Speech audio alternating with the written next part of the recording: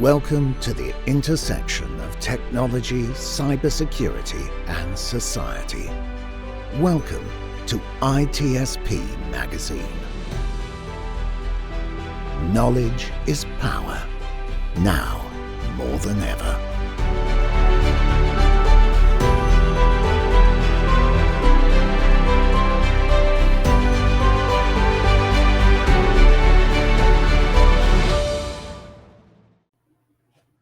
Hello, everybody. This is part of a new episode, and I hope you watched the first one or listened to the first one.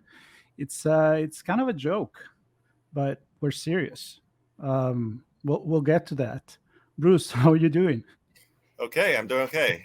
I've got my glass tumbler here, ready to You get. know, I think it's becoming a tradition because when I was editing the other one, I had a coffee. I realized it's like that's my way to be in a bar at about 1:20 in the afternoon. So I'm not going to drink a beer or wine right now, and you have water, but it's still qualify as a drink, right? Absolutely, and we're still going to be on a mission to figure out what the microbe, the cell, the carbon, the silicone, whoever else is in the bar, what they're actually going to say. So hopefully not many bacteria, but story maybe for later. So the story here is that we get together once a month. This is the second time. Well, officially it's the third time, but the first one wasn't related to this. Although that's where it gave us the idea to get together and have this conversation, which is related to 1, 2, 3, 4, 5 things that got your attention in between our session. And I would say let's start with a little introduction about yourself, which I can read. You want me to read it from the website? Sure, go for it. Bruce Y, because we need to put the Y there. Yes. Otherwise, people may think that I just have a different kind of podcast. Bruce Y. Lee is a writer, a journalist, a professor, artificial intelligence, computational, and digital health expert and entrepreneur, but not always in that order. So the question is, what order are we going to address things today? What do you feel more today than of all these things? Well, it all depends on, depends on the minute to minute or hour to hour. But, so yeah, one of the things I do is I, cover healthcare science for Forbes. And so, we're in the bar. We're in a virtual bar right now, and it made me think of one of the things that I wrote about or cover. I've been covering every now and then. I'll cover these different types of TikTok trends, and of course, as you know, if you're told something to do something on TikTok, then it's absolutely 100% factually correct. And one of the trends was beer canning. I just thought about that because we are in the bar, and so there's actually this trend that's going around where people are telling you to take beer. And you go out in the sun and you pour beer all over yourself, and that's supposed to help you tan, because the hops in beer is supposed to activate melanin. That all may sound all well and good, but you shouldn't do that. I was thinking that was going to be your point, but let's explain why. Yeah, well, so first of all, beer essentially has an SPF of 0, maybe 1 or so. So you're basically going out there and you're cooking out there in the sun with all the ultraviolet, radiation, which can, as we know, can damage the skin. It can lead to all these things like actinic keratoses. It can make your skin age faster. And I think for the most part, most people don't want their skin to age faster, but you never know. You might be trying to get that Gandalf look, but then, of course, there's also the risk of heat stroke. But, everyone in particular is worried about skin cancer when you go out to the sun and get too much sunlight. So that's a real concern. So you're essentially having beer covering you without anything, even if you put sunscreen that might wash off that sunscreen. So that's one problem. 2 is you smell like beer if you cover yourself with beer. And that, last I checked, there aren't too many fragrances or colognes out there that are beer based. Sort of makes you smell a bit like the floor of a bar or the floor of the bathroom in a bar or a nightclub. That's not great. So you're not going to attract a whole lot of people doing that. But you may attract flies and bees and things like that. So in general, not a good idea to do that. There are many safe ways to tan. You can tan with sunscreen. Even if you have SPF 30 or above, you can still tan. One of the things I do is I keep an eye on some of these different types of social media trends. There is that, and then there's also a social media trend where people were advising folks to eat borax. I don't know if you're familiar with borax. No. Well, Yeah, it sounds borax. familiar. It's not Borat, which is that. That's the comedian. That movie character, and it's not the Lorax, which is that character from Dr. Seuss. Borax is actually a laundry detergent booster. Okay. Yep. Yeah. I kind of clicked something there. Okay. Yeah.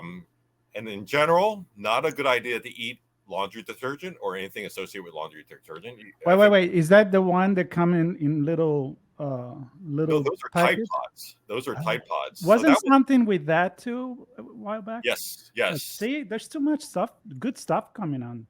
Exactly. Yeah, I actually wrote about that several years ago. I believe back in 2018 or so. That was a social media trend, the Tide Pod challenge, where you basically take these Tide Pods, put it in your mouth, and show people that you're holding it in your mouth. Not a good idea. In general, laundry products do not belong in your mouth. That's a general rule. When you sit there and you're doing your laundry, don't sit there and say, gee, I wonder what that would be like in my mouth. That's not a good idea.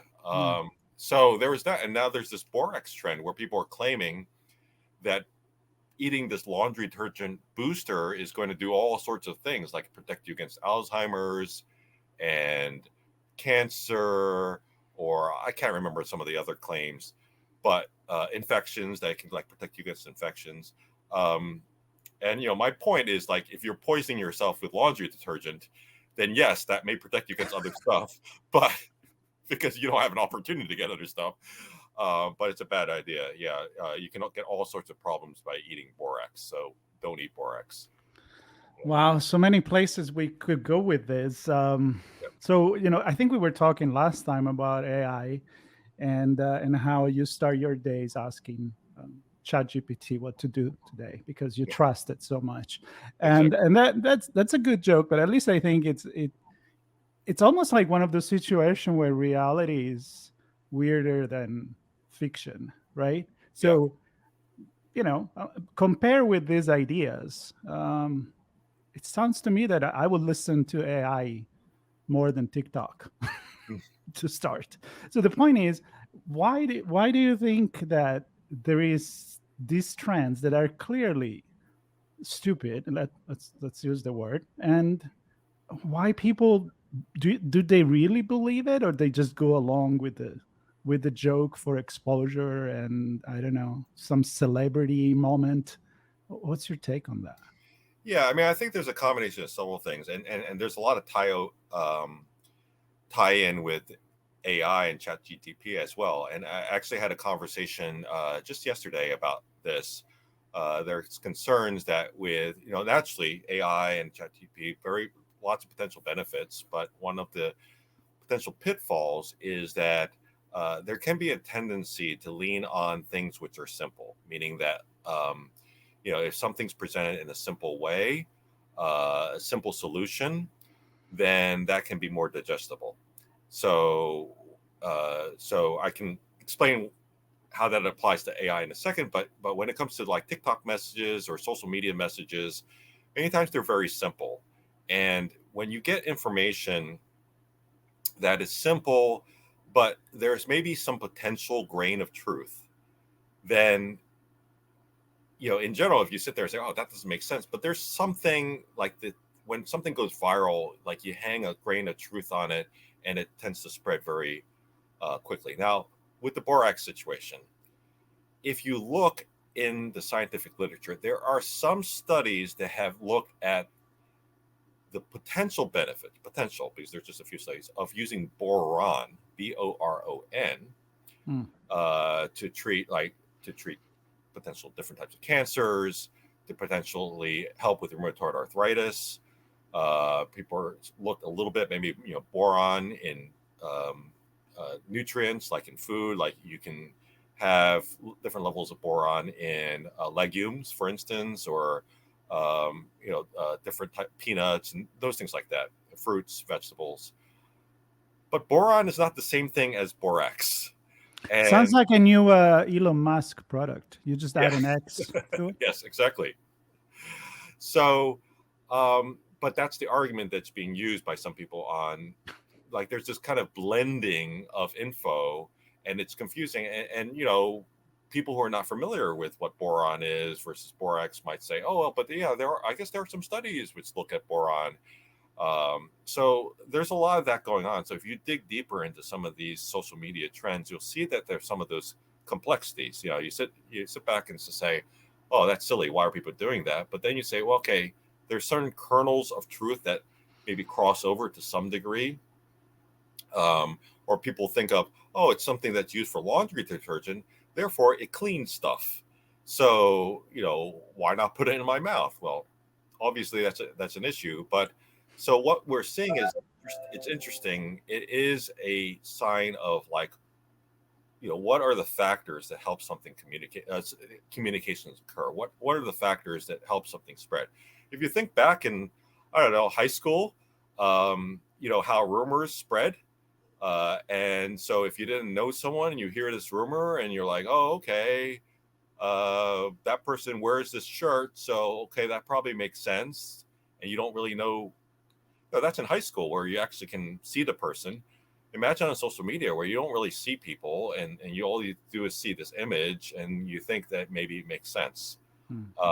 So that has a lot of implications, because when you jump back to ChatGPT, some folks the other day were worried. They say, "Will people start just relying on AI things without asking, like, how did they actually come up with it?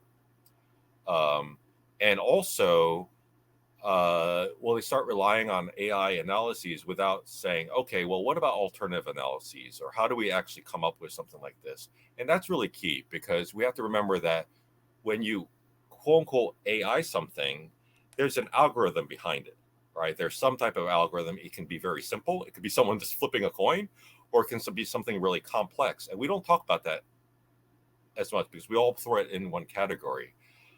So we really need to stay curious and ask ourselves, what's actually behind the algorithm? When someone comes to you and say, "I've got an AI approach that can help you improve your business," or "I have an AI approach that can help you decide what foods to eat," or "an AI approach that can help you determine the treatment," you have to the next question should be, well, what's behind that? How are you actually figuring that out? And it's very similar with social media trends. You're like, okay, that seems really popular. Okay, you're making some kind of sense with that. Well, what's behind that? How did you come up with that? Why are you telling me to do this? So I do see some crossovers in terms of that, and we really have to, think about that, I think. Yeah. The crossover for me is that you can't just pinpoint everything to technology, because Yeah. ultimately we are the one that made technology. I wrote a quote the other day. I put it on my website. It is, AI is only human after all, because even ChatGPT, it goes on and read everything that we wrote so far in the internet. So if it's Mhm. learning, it's kind of like replicating our biases, replicating some paper that maybe somebody else put out there and it was completely fake. But hey, Yep. it's on the internet. It must be true. They said it on the radio. I guess the Martian must have been here on our planet, and we're just going to go ahead and believe it. And what surprised me the most is that we have such a powerful tool. We have the Library of Alexandria of modern day in our hand, in our phone, and we just go in and read jokes on it. We Yeah. just not using exactly what the power of it is. You could cross-reference instead of just blindly following the crowd. So it's very much a human problem. In my opinion, it's a human problem, not much of a technological problem. And Absolutely. you know, It's what goes into it. I mean, it's all like, technology in itself is neither good nor bad. It's what it can facilitate and and then you're building things in the technology that will match human decision making. So it's what are you actually programming into it? mm-hmm. And that's another thing to keep in mind, that also, sort of riffing on this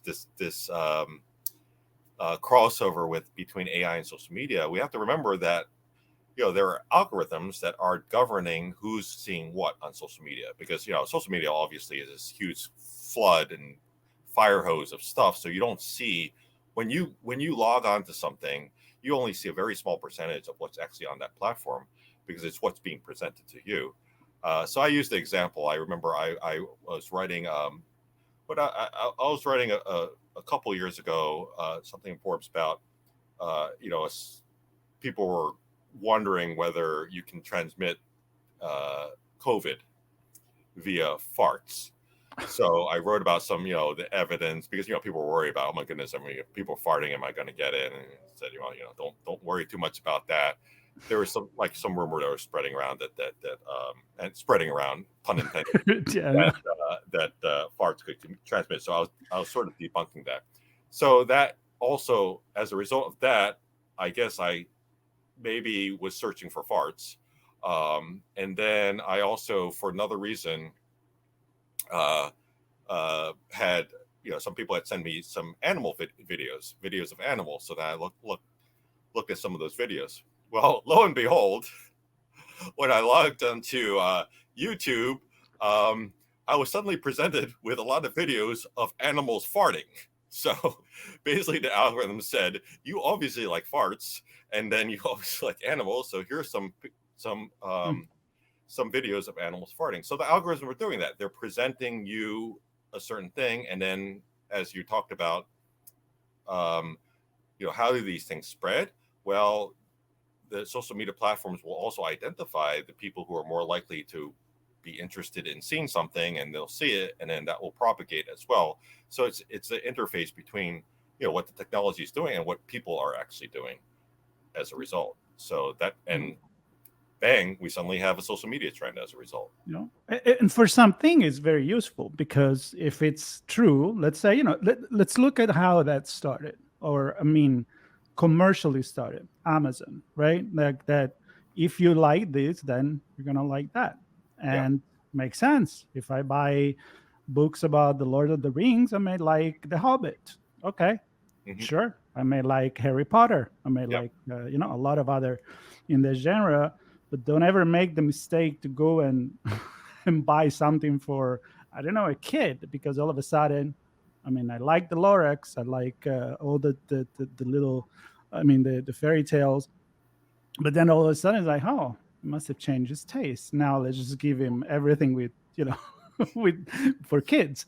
So it's that was the beginning of a very simplified algorithm, and now it's much more complex. But it seems to me, I agree, that it's still actually leveraging on this very, I mean, it's kind of like, don't share Amazon account with your wife, because then you're gonna have to, you're gonna be suggested makeup, and I may not need it.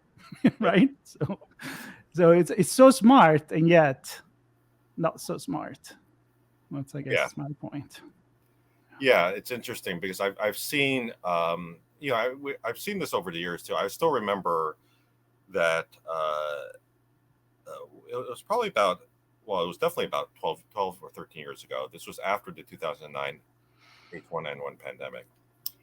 And so what many people don't realize is early on in the flu pandemic, there was discussion about whether to do things like close schools and close workplaces and things like that. But it was determined, and our team was involved with this work, trying to help determine, well, is it worthwhile closing schools and all those things like that? And we determined, no, far too expensive, not worth it. There's going to be a vaccine coming down in the fall, so probably not necessary. So I remember after the pandemic, there was like a get together of people who were involved in the response, And one of the things that was said is, we have to be prepared for this because, sometime in the future, not if, but when a pandemic comes around, there needs to be concerns about doing non-pharmaceutical interventions. So, mask wearing, social distancing, closing school, like, should it be done? How should it be done, et cetera. And I remember there was this conversation about, well, we need to build computer models to represent what might happen. And I remember the conversations start off and there's a bunch of people in the room and someone said, okay, let's see, what type of people are more likely to panic more, men or women? Someone said that. It's like, that's a ridiculous question. Like, you can't say that, one particular sex or one particular demographic is more likely to panic than another. There's all kinds of people out there and all kinds of things, your backgrounds, your beliefs, people around you, all these things like that. But I give that as an example that, you can come up with a very simple behavioral algorithm that just just uses stereotypes and biases and just say, this person's going to do this person's going to do that. And I think that's some of the stuff that you've seen out there, some of those algorithms. And there's a real danger behind that because it doesn't really represent the person. It can actually misrepresent the person in many ways. These algorithms are getting more complex, but there's still simple ones out there. So we really have to look under the hood, what's actually being produced. Yeah. I'm going to pick your brain on this because I mentioned I'm kind of writing these philosophical thoughts about sociology and society and technology. And then, funny enough, I have dialogue actually with Chat GPT. And it's interesting because if you ask the right questions and if you give the right prompt, I'm actually learning a few things. It makes me think, right? And I think I mentioned this last time. So there is one that I kind of compare, going into space. And when people ask you, like our friend Charlie's Camarda as an astronaut, like, why you go to space? And, to explore because that's what humans do. And also it's a way to learn about ourselves. I think like going in space has convinced a few people, not all, that the planet is actually a globe, right? It's spheric, it's not flat. But not everybody is on board it's with not that. Flat. Marco, what are you talking about? I'm a little distressed by hearing this news. Like I said, not everybody is on board with that. But so I was running a parallel with looking in all this artificial intelligence now and technology. It's a way to really say, look, this is just the way we are. And I don't want to be dystopian, but there is a reason why we've been doing war and we're believing in really stupid things and that we've been fighting science, even when science tells you, no, look, this is really proven. This is what it is. And now we find all that in the tools that we create. I mean, they are reflecting ourselves. So I don't know what's your thought on this and how this maybe apply to medicine as well. I mean, you work with data. You're showing people, look, this is a fact, and people are going to be like, yeah, no, I don't care. Don't tell me how I should think. Yeah, but this is a fact. Yeah. So you're talking about how some of this stuff can elucidate how people are thinking about things, or well, it's kind of like, okay, pointing finger to how bad AI can be. It's kind of pointing the finger of how bad human can be because it's carrying the same biases that we always had.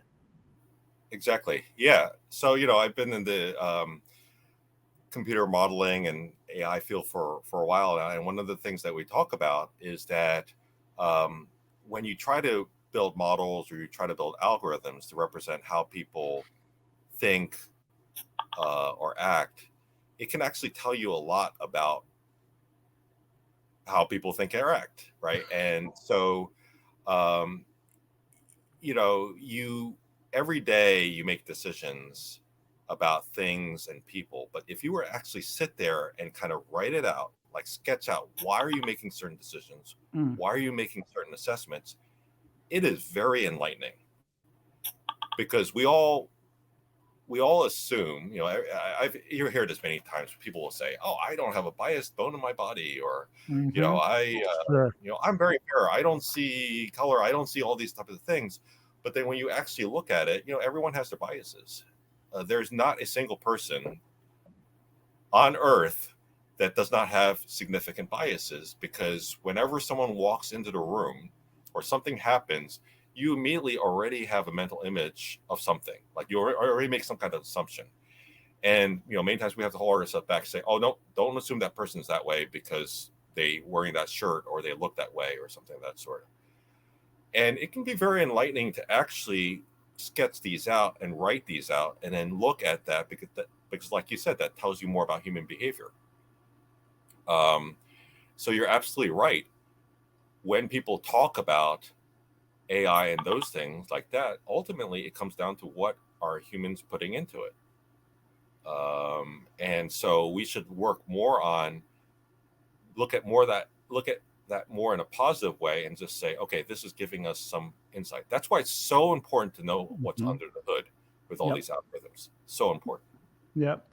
And make me think about, you probably read it. It's a book called Blink, The Power of Thinking Without Thinking, Malcolm Gladwell.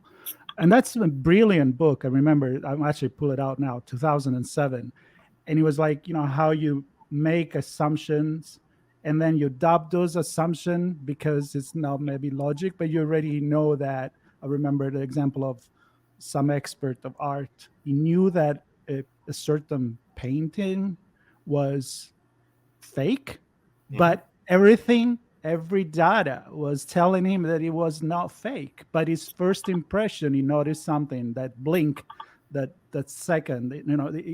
So what I'm saying is sometimes it's actually a positive thing that we make this assumption and we make this decision immediately, but we don't control it, right? So there is the good, and then there is the bad, where you make your assumption is really wrong. So yeah.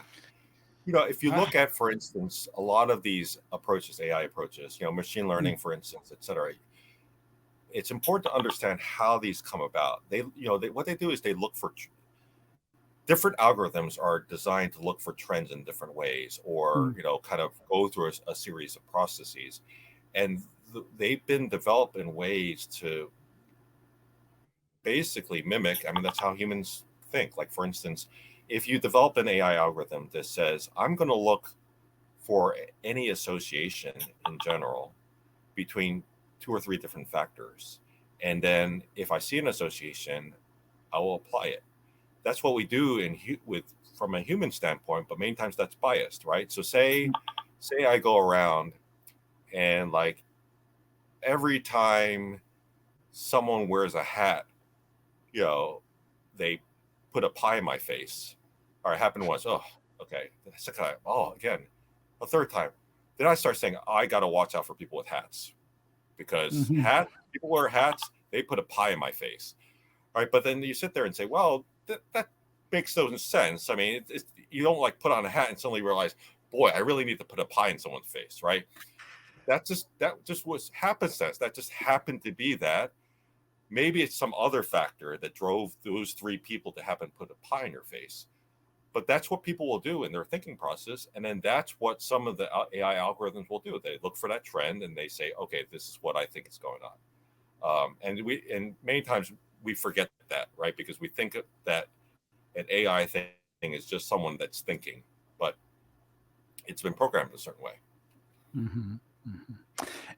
So I think I was just asking you this before, and then we kind of got sidetracked, but is this helping medical research more than, I don't know, damaging it? And I mean, I know it does help, but does it also help people to understand what's happening under the hood? Or maybe as educator, we're not doing a good job at that. See where I'm going with this? Yeah. So in medicine, it's interesting, and and there's been a lot of news that's been cropping up recently about this, about different types of applications of AI to different aspects of medicine. And I think there's certain areas where it can help immensely. there's certain areas where it can help. It depends on how you're actually applying it, and if you apply it in the wrong way, it can hurt. And then there's certain things where we should not be using it. And so I would say areas where, and there's a lot of areas like this in medicine where that involve very, using kind of large amounts of data, things that are just very like intensive, that you don't necessarily need to have a human within it, or you can have a human on the side, or you can double check what a human does. So like, one example, of course, is, you looking at like x-rays and CT scans and those things like that. Sure, why not have some type of computational or AI approach to help synthesize all that information and provide some additional information? You can still have a human checking to make sure it makes sense, but that can help immensely. Or when you're working with large amounts of data to give you some insights, those are areas when it absolutely can help. I'm seeing some areas where they talk about, well, can we use AI to show empathy? And that's opposite. Like, I understand in the absence, like if you have absolutely no one, that can help, but that can also go down a slippery slope, because empathy is a complex thing, right? So some people try to break it down and say, well, empathy is, saying things like, oh, that must be hard for you.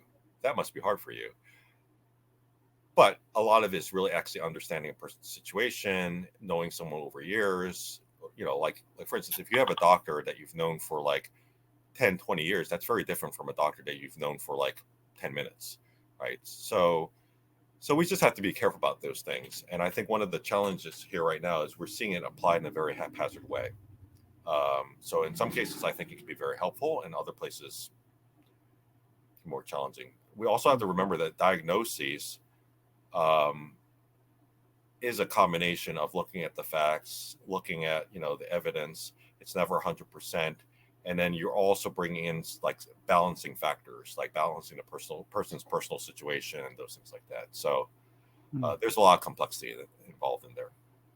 Sometimes I feel like we're kind of rushing the future, or want it to be there, but it's not really there. It's kind of like when people, you mentioned empathy, and when you hear in the news that some researcher at like Google or Microsoft or any other AI program, they're like, well, I'm really seeing cognitive reaction in the machine, and everybody's else like, I think you want to see that. They don't really love you. Yeah. It's just binary number going in there. You want it to love you, but maybe you're kind of deluding yourself. So maybe we're rushing it. We need to keep it, I think, in the things that really work. And it's kind of like tunnel focus objective. I know AI works really well. When you're trying to make it too human, I don't like the word. Okay, why do we call it intelligence, artificial intelligence? I don't know. It's intelligence is a pretty high standard. We couldn't call it, I don't know, artificial. Kind of getting there. That would be AKG, AKGT. A little harder to say. Yeah, but you set the expectation pretty high. The bar is high. Intelligence. Absolutely. Yeah. I think it's, again, that's a problem with catchphrases and catch words. They don't really kind of portray really what's going on. And we've seen this many times before, that when technology comes out, there's not really thinking about how best to use it, how best to apply it. Like, technology comes out, everyone kind of rushes and says, oh, and it becomes the buzzword. So everyone's like, let's try to incorporate it.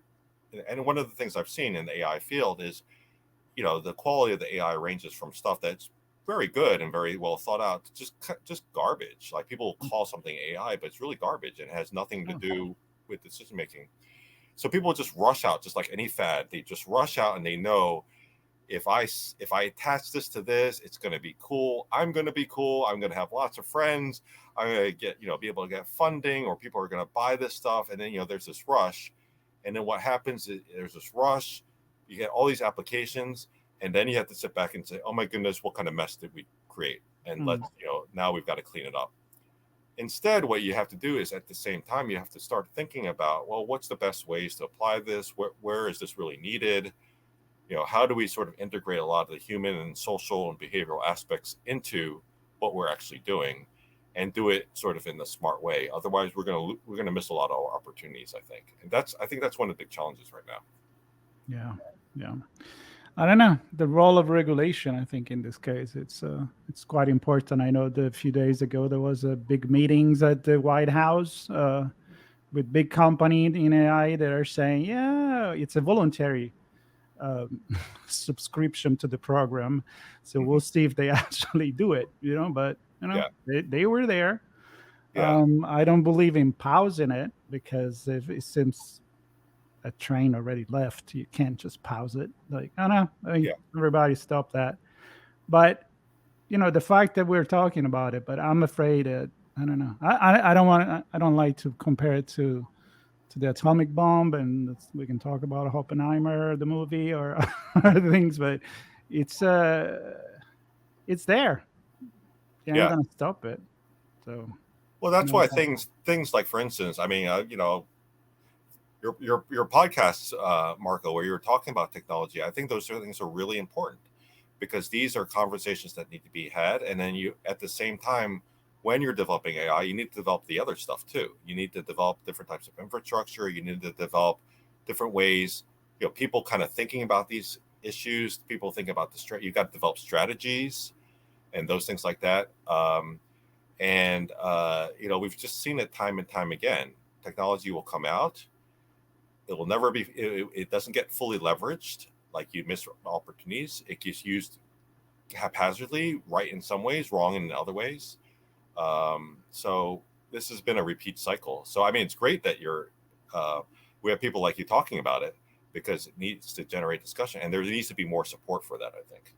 Yeah, I agree. And most of all, don't eat borax. Do not eat borax.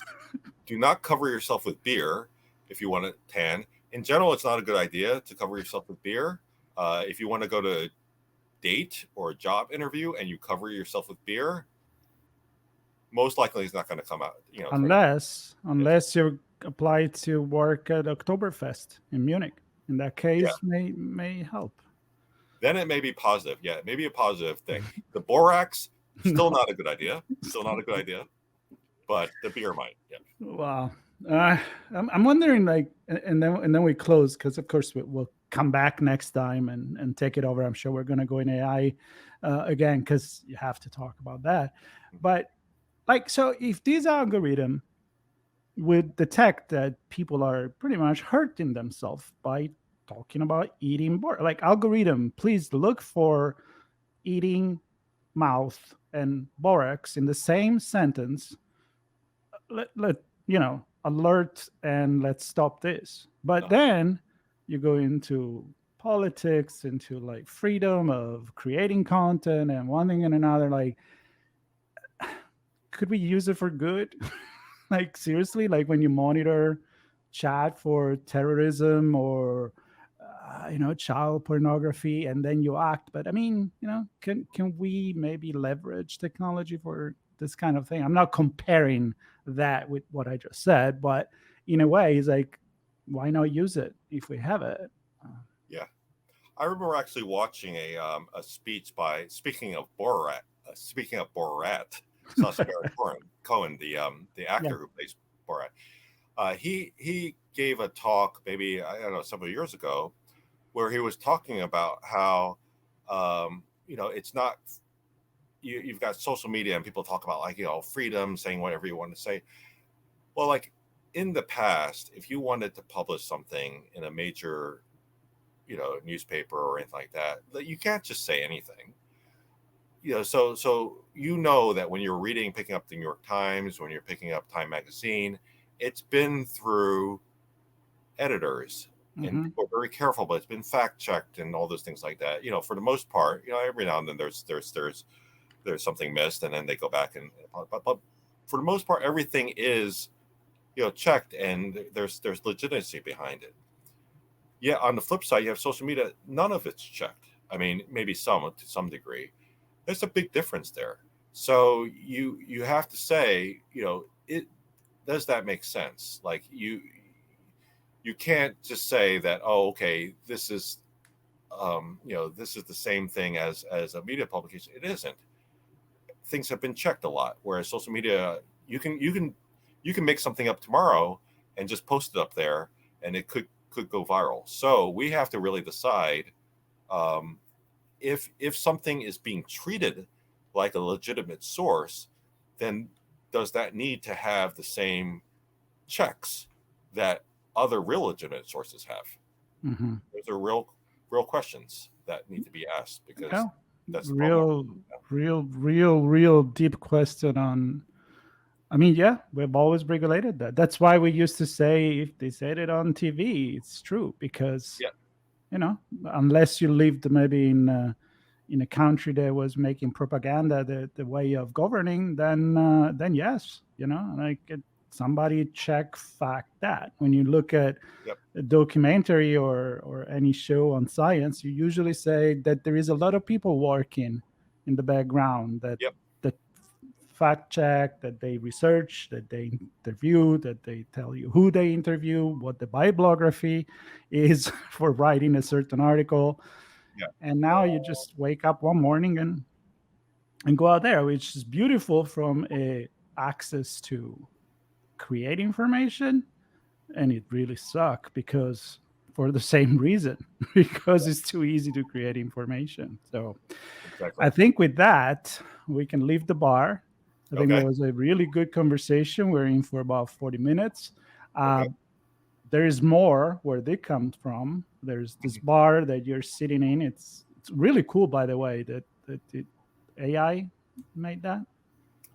Yeah, well, yeah, thank you. I think it's a great bar. As you can see, there's no one else here. So maybe it's the fact that I pour beer all over myself that's why no one else is here, but who knows? Is the Bruce bar. There Yes. you go. All right. Well, Bruce, I always look forward to this conversation, not knowing what we got ourselves into, but I hope people enjoy it. I enjoy it. It makes me think. I learn a lot of stuff from you, and I hope you are also enjoying it, as I hope that the entire audience is. So there'll be linked to all your social media. There'll be linked to the YouTube video if they're listening, or if you're on the YouTube and then you want to share the podcast, you can do that. And just subscribe, stay tuned. We'll get together again in about a month from now, and who knows? I mean, a month it's a lifetime in technology and medicine as well. So a lot can happen. Yes. A lot can happen. All right. Well, stay safe until then, and I'm really looking forward to meet you again in the same bar. Me, you, a carbon, a silicon, and a cell, and then we'll see what happened. All right. Very good. Take care, everybody. Bye-bye. We hope you enjoyed this conversation. If you learned something new and this story made you think, then share ITSPmagazine with your friends, family, and colleagues. If you represent a company and wish to associate your brand with our conversations, sponsor one or more of our columns. We hope you will come back for more stories and follow us on our journey. You can always find us at the intersection of technology, cybersecurity, and society.